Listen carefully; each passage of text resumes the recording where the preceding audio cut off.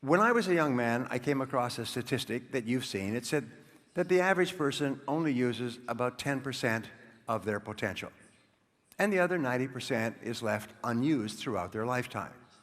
Well, recent research shows that that statistic is not true. The average person only uses about 2% of their potential, and the other 98% is stored like treasure buried in the ground, and it's never used.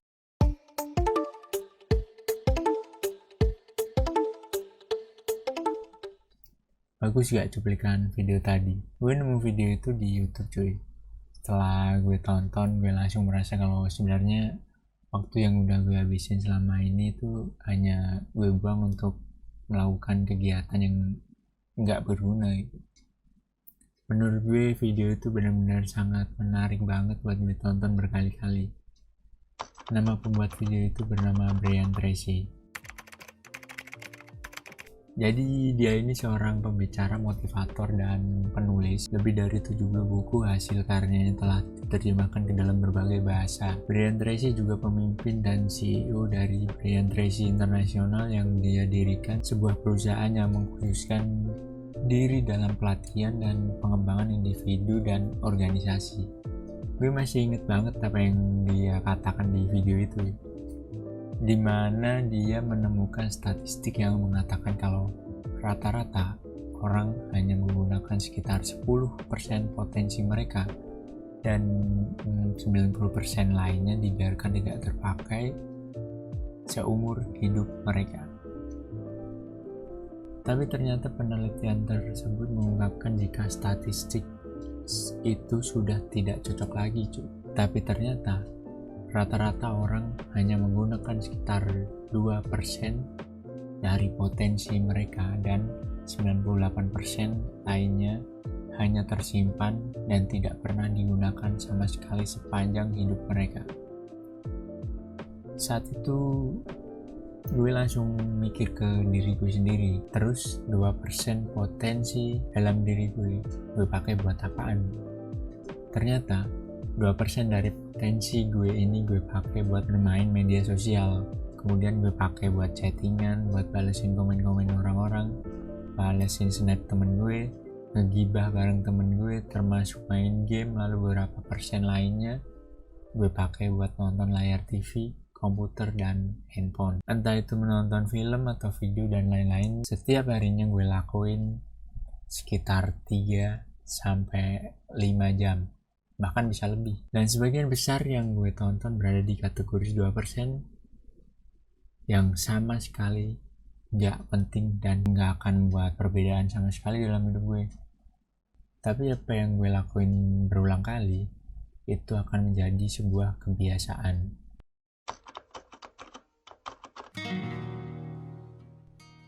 Oke, sekarang coba kalian pikir berapa lama kalian bermain benda ini.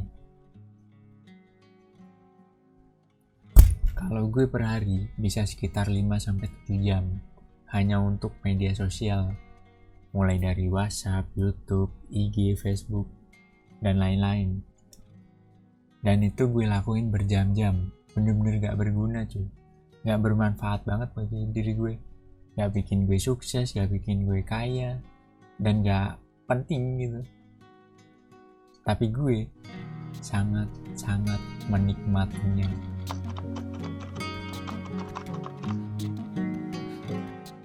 Kenapa kita sangat menikmati bermain media sosial? Jadi otak manusia tuh memiliki macam-macam hormon.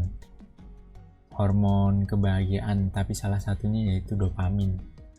Hormon ini bisa dihasilkan dengan bermain media sosial sehingga dapat menimbulkan rasa adiksi atau ketergantungan. Hormon ini juga dapat memberikan sensasi kenikmatan kepada manusia. Efeknya dapat membuat manusia memiliki keinginan untuk terus mencari sumber kenikmatan tersebut. Hormon ini bisa muncul kapan saja cuy, tapi dopamin ini seringkali terproduksi ketika kita menerima informasi berisi hal yang menyenangkan. Salah satunya ya kayak pujian itu yang biasa datang di media sosial. Apakah kalian pernah merasa orang yang berteman dengan kalian dan memberikan reaction care, tertawa, merespon postingan kalian, dan meninggalkan sebuah komentar pujian? Sebenarnya, apakah mereka benar-benar peduli dengan apa yang kalian upload atau yang kalian tulis? Atau mungkin mereka hanya merasa sedang bosan untuk mengisi waktu luang mereka? Pandemi COVID-19 membuat masyarakat semakin mengandalkan internet. Menurut perusahaan media asal Inggris, We Are Social melakukan riset mengenai pola pemakaian media sosial di sejumlah negara termasuk Indonesia. Dari total populasi masyarakat Indonesia sebanyak 274,9 juta jiwa, pengguna aktif media sosial mencapai 170 juta jiwa, cuy. Yang artinya jumlah pengguna media sosial di Indonesia setara 61,8% dari total populasi. Mungkin waktu kalian sedang asik berselancar di media sosial dan sering melihat konten kreator warga negara asing yang membuat konten tentang budaya Indonesia, mencoba makanan Indonesia, atau belajar tentang bahasa Indonesia, yang sering kita dengar mereka hanya bisa mengatakan aku sayang Indonesia. Tapi apakah sebenarnya mereka benar-benar suka dengan budaya orang Indonesia atau mencintai dan peduli dengan kondisi masyarakat di Indonesia? Atau jangan-jangan mereka hanya sekedar memanfaatkan pasar pengguna internet di Indonesia yang ternyata sangat-sangat menggiurkan, cuy.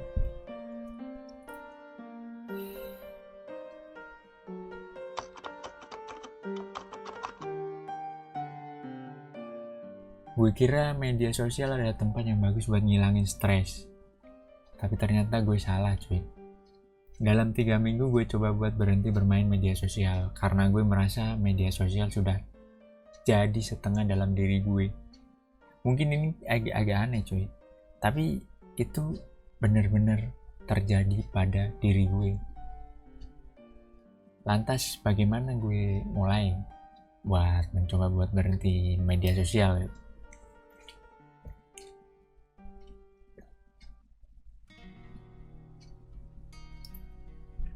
Sedangkan benda ini tidak pernah jauh dari diri gue, apalagi dengan masalah kerjaan. Pada akhirnya gue nggak benar-benar 100% menghentikan aktivitas bermedia sosial.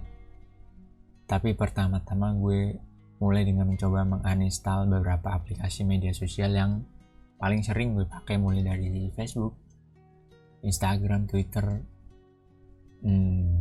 WhatsApp, dan lain-lain. Tapi akhirnya gue tidak bisa menguninstall WhatsApp karena alasan kerjaan yang gue pakai. Tapi gue coba untuk seminimal mungkin hanya menggunakan WhatsApp untuk keperluan kerjaan.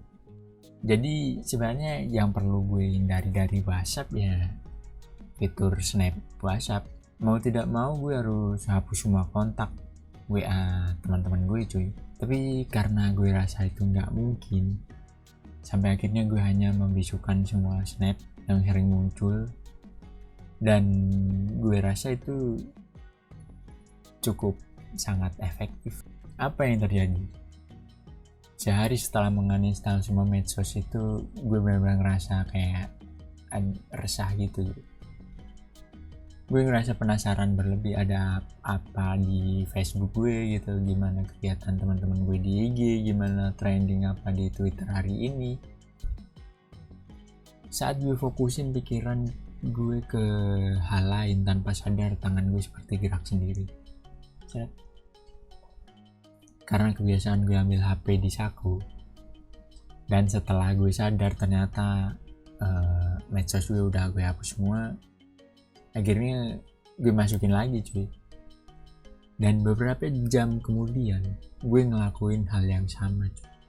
Separah itu gue kecanduannya. Asli gue nggak mengada-ngada, tapi itu emang beneran sih. Itu gue rasain sendiri gitu. Hingga akhirnya gue mulai dengan mencari kegiatan-kegiatan yang bisa gue lakuin di real life. Mulai dari berolahraga, ngobrol dengan keluarga, mencoba belajar bisnis baru, dan merawat hewan peliharaan gue. Itu sebenarnya terdengar sangat simpel, cuy. Tapi dampak dari waktu yang udah gue habisin untuk kegiatan tersebut sebenarnya cukup memberikan vibe yang sangat positif bagi diri gue sendiri. Jadi gini, berapa lama lu bekerja, sekolah, atau melakukan kegiatan utama lu, kemudian berapa lama waktu yang ada setelah selesai melakukan itu semua. Gunakan waktu sisa itu sebaik mungkin, minimal 1-2 jam per hari lah. Dalam 1-2 jam itu gunakan untuk melakukan hal yang menurut lu merupakan potensi dalam diri lu sendiri. Apapun itu sih, menurut gue, kayak memasak, menggambar, menulis, berbisnis, berdagang, dan lain-lain lah. Apa aja cuy yang lu kuasain gitu, yang lu suka gitu, lu pelajarin aja itu, dan lakukan itu secara terus menerus selama 1-2 jam setiap hari, sehingga itu akan buat lu jadi kebiasaan. Kayak gue tadi, masukin HP, keluarin HP, masukin HP, buka medsos, scroll. Asli, jadi waktu yang udah lu buang itu bisa menghasilkan manfaat untuk diri lu sendiri di kemudian hari gitu. Sebenarnya untuk menghentikan aktivitas medsos tuh gampang cuy. Kalau kita punya keluarga di rumah yang bisa diajak ngobrol, temen yang bisa diajak main yang nggak berhubungan dengan HP dan lain-lain. Cuman kalau kita seorang yang mungkin introvert atau susah berteman, mungkin agak sulit sih. Tapi gue saranin lu buat coba hal itu, karena mungkin saja lu bisa menemukan hal yang lebih bermanfaat buat diri lu dan orang lain. Oke, sebenarnya itu aja sih. Cukup sekian konten dari gue. Semoga konten ini bisa bermanfaat bagi kita semua. Satu hal yang bikin gue bingung dari media sosial adalah kenapa orang-orang mencoba memberikan kegiatan yang seakan-akan itu penting kepada orang lain.